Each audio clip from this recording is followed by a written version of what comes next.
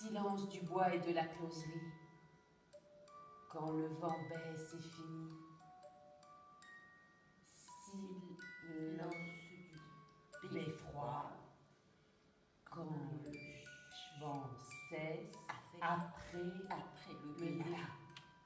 Mais tu vois, tu en connais des belles histoires. C'est bien mieux que cette litanie. Mythe de l'année, tu t'en souviens de cette histoire?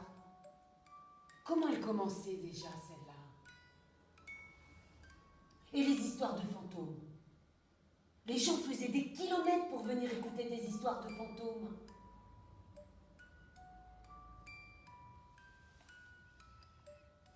Et le gramophone. Tu te souviens du gramophone?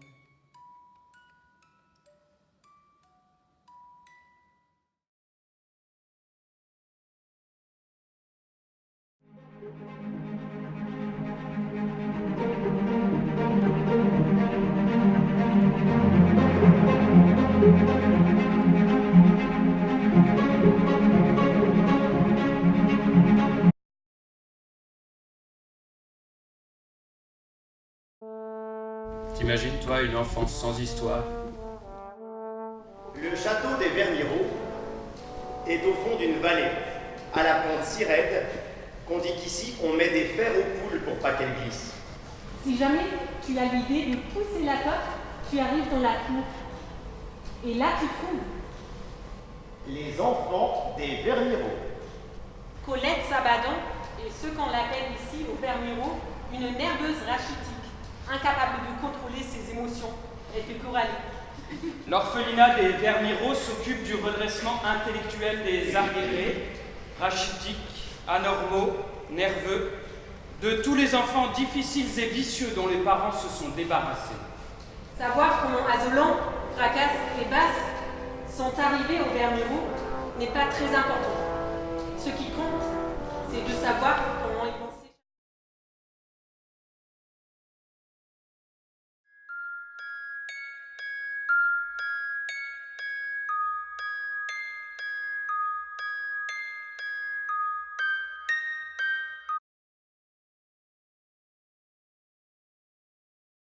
Bonjour, vous êtes bien au cabinet médical du Dr Sachs. Le secrétariat est ouvert du lundi au vendredi de 9h à midi et de 14h à 19h. Les samedis de 9h à midi. Merci, au revoir.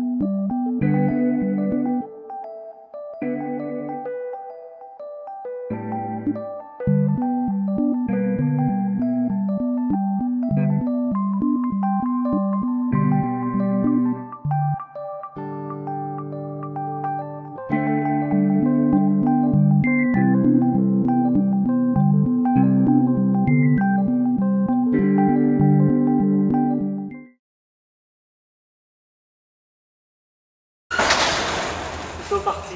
Tous? Ouais. Les portes sont fermées à clé, est-ce qu'on... Oui, j'ai des clés, c'est moi qui ferme. Pourquoi elles te l'ont pas dit? Je sais pas. Qu'est-ce qui se passe? Il y en a un qui a juste pas réfléchi, quoi, une blague idiote. C'est toi qui fermes.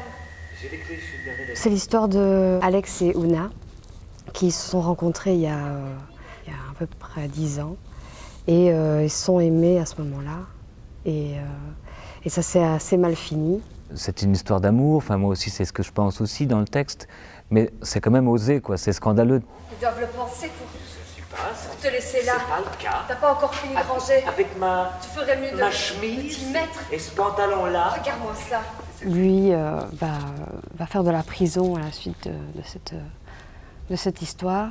Et elle vient donc une dizaine d'années plus tard pour le retrouver et pour avoir des réponses sur des questions qu'elle se pose et tout ça, et pour le voir ce qu'il est devenu et tout ça.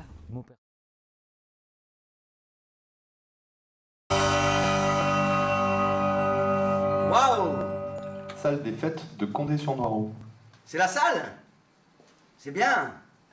Ah oui, oui, c'est bien, c'est... Ça résonne un peu, mais avec quelques pendrillons, il devrait pouvoir y avoir théâtre.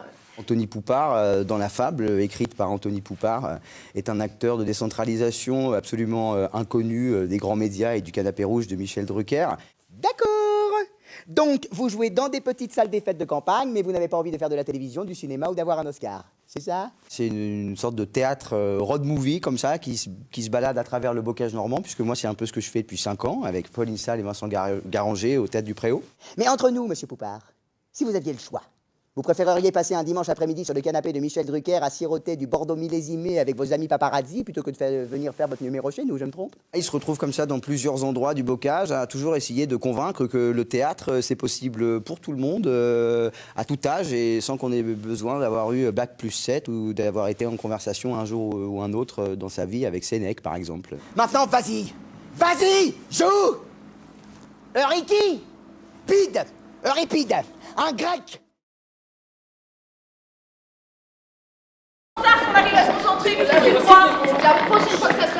Bienvenue à vous.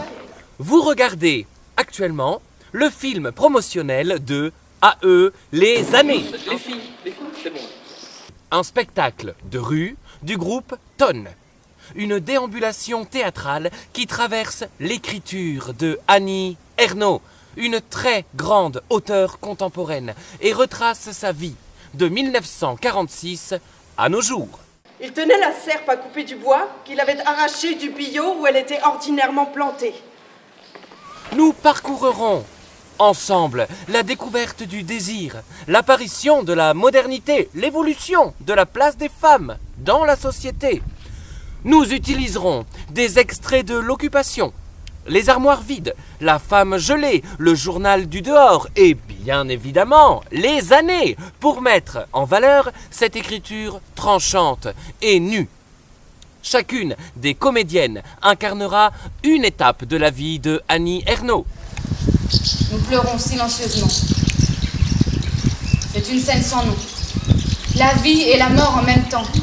Oh, d'ailleurs, la semaine prochaine, on fait une petite fête de quartier, vous êtes invités. Je pourrais faire un petit quelque chose. On fait un petit quelque chose, ça serait très sympa. Mais je me sens dépaysé, moi, devant ces appareils neufs, mais je m'amuse aussi. Oh, le linge à trier pour la laverie, le bouton de chemise à recoudre. Rendez-vous chez le pédiatre, il n'y a plus de sucre. Quoi? C'est que tu sais pas t'organiser! Des trucs en réalité, pour se farcir le maximum de boulot en un minimum de temps, sans douleur ni déprime, parce que ça gênerait les autres autour.